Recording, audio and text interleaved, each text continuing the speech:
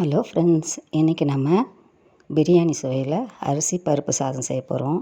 வாங்க அது எப்படி செய்யன்னு பார்க்கலாம். அதுக்கு தேவையான பொருட்கள்: 2 கப்பு பாஸ்மதி ரைஸ், அரை கப்பு துவரம்பருப்பு, ரெண்டுமே சேர்த்து அரை மணி நேரம் ஊற வச்சுருக்கேன். அரிசி ஊறின பிறகு அந்த தண்ணியை வடிகட்டி எடுத்து வச்சுங்க.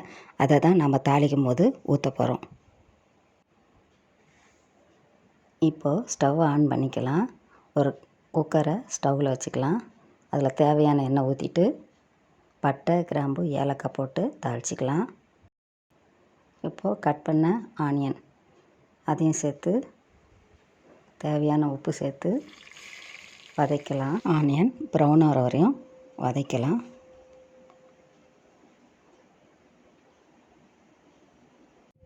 இப்போது ஆனியன் ப்ரௌன் ஆகிடுச்சு.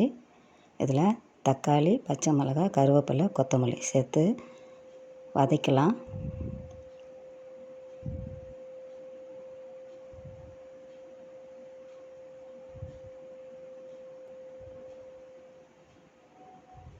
இப்போது தக்காளி வதங்கிடுச்சு. இஞ்சி பூண்டு பேஸ்ட்டு சேர்த்து வாசனை போகிற வரையும் வதக்கி விட்டுக்கலாம்.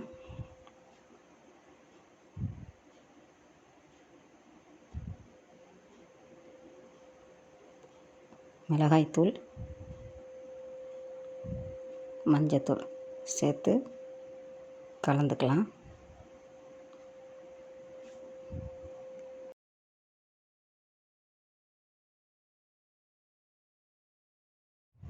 ஒரு கப் ரைஸுக்கு 2 கப் தண்ணி ஊற்றி ஊற வச்ச தண்ணியை நம்ம இப்போ இதில் சேர்த்துக்கலாம்.